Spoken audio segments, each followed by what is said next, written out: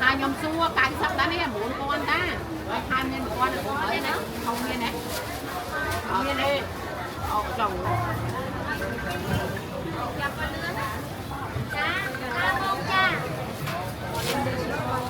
ba tôi vô được bao ăn cái mười vậy là gì mất pin lỗ cho mày đấy còn mặt lỗ mày nhá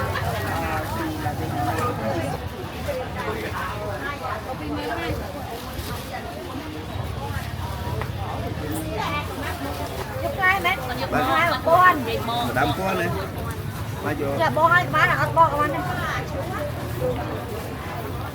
nó cho bò hay của ba ở này ngày chán ngày phình phờ rong rong khang sạch hình hình con lúc trời con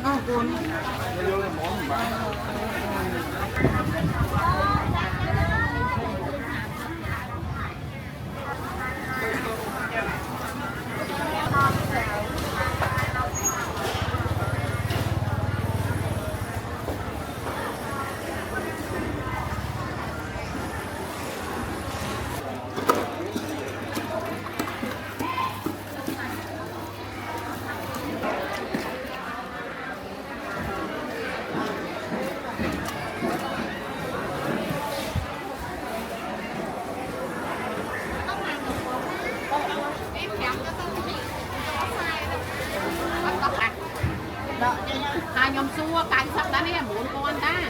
hai miền con là con đấy nữa không miền này miền đây trồng ngọt chứ mình cứ xài xa họ trồng quá xa cho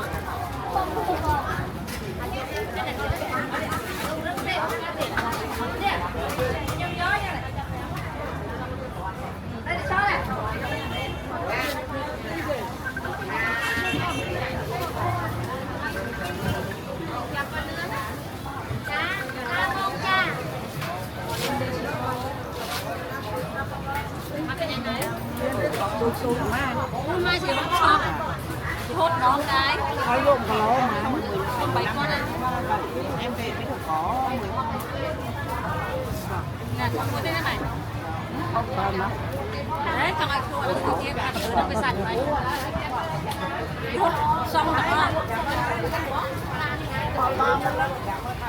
chả chả máy con cắt con bảy con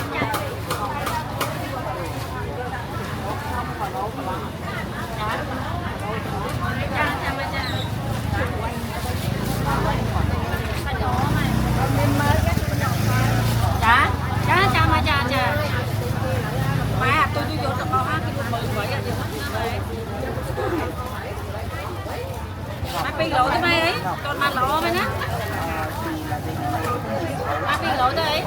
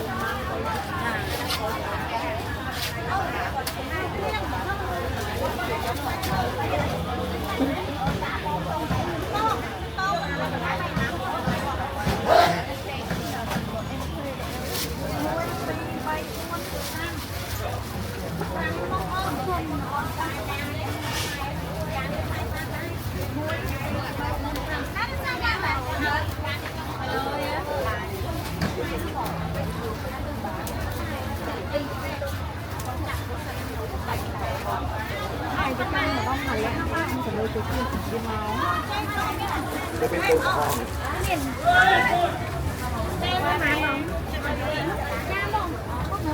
ใบ ลูกไม้ต้น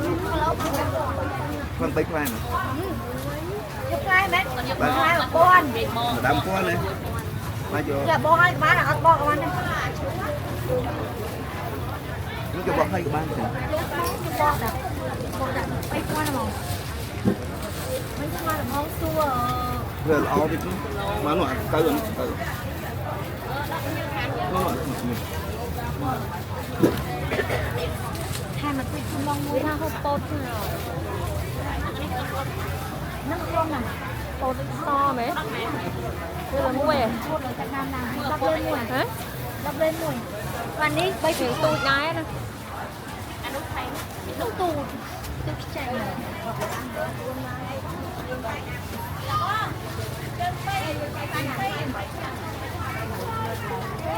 con hai nữa con năm cái bắt cái chai vô bột ngao so mùi so mùi ác ngaoហើយដាក់ប្រាំពាន់ខែមួយទៀតហ្នឹងមួយអត់ណាហ្នឹងហើយ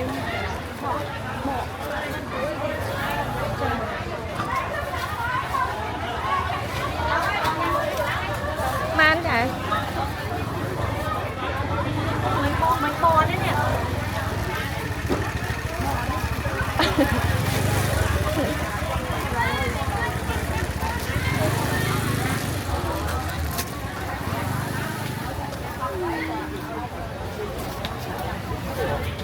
đừng cho đồn pi rồi hộp họ nơi trời còn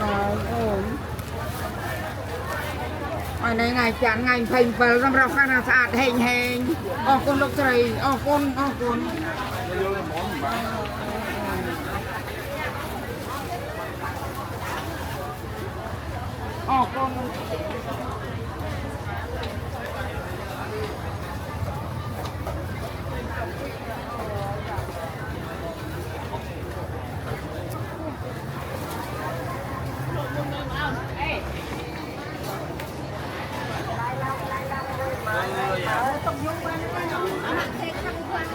tay của anh nào hả nhìn đấy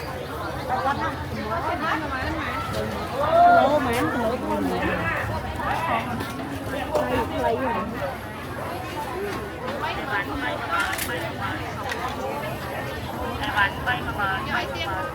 bay nồng nở đó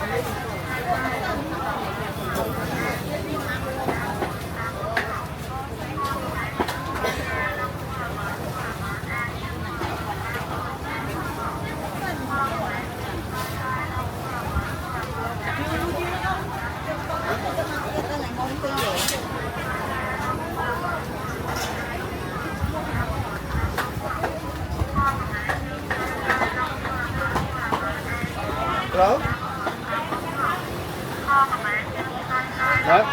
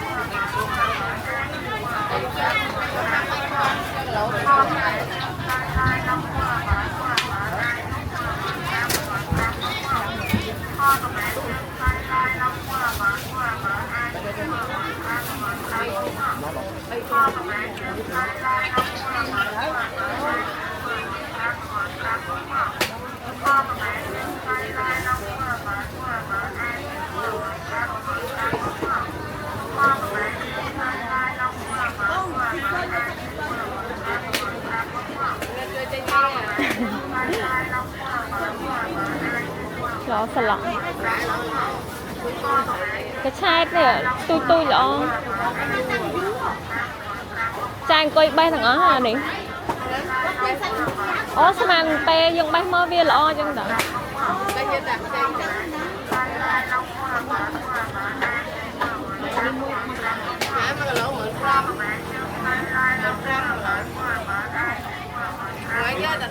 Đâu nên cuốn khoai gì này? Không mà.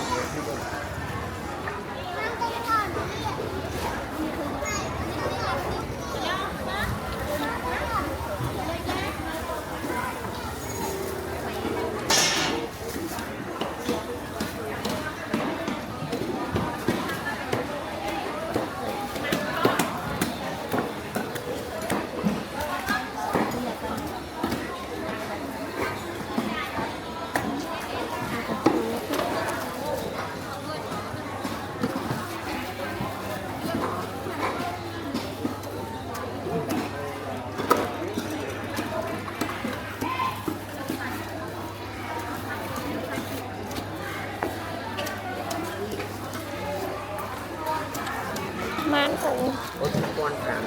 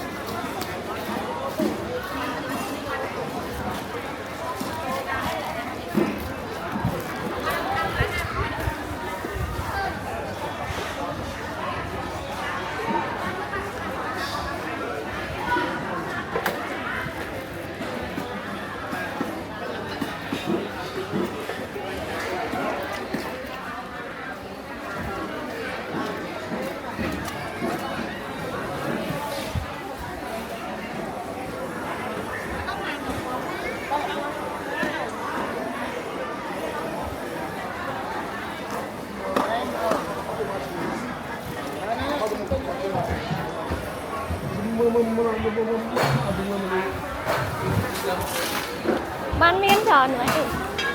cái lỗ mán ớt đấy tinh phải chơi này nè con này chứ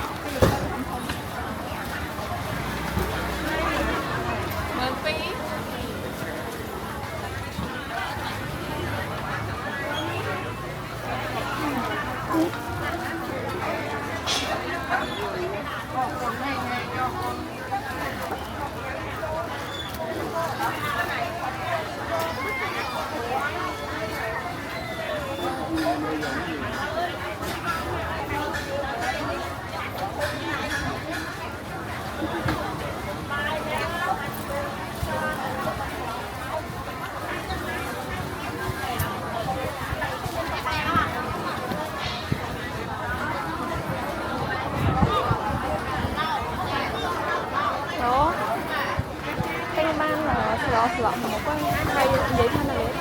mang cái chụp cái con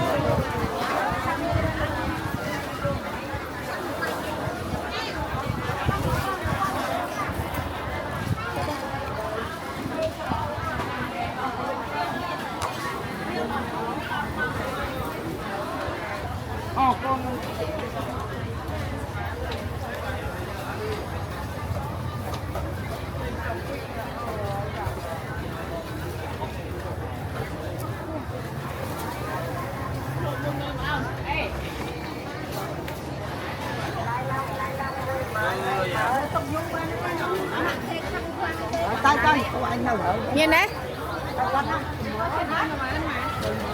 lố mến lố con mến lấy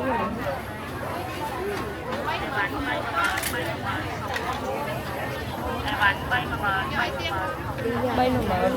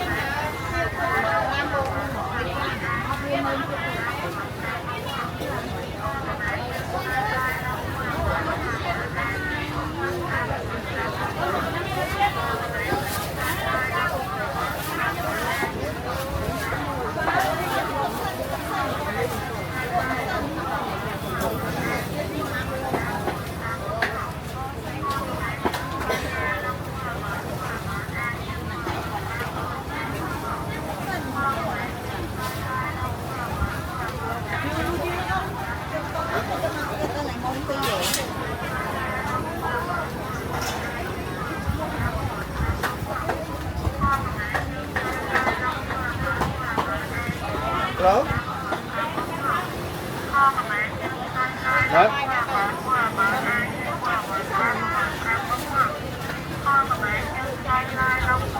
Đi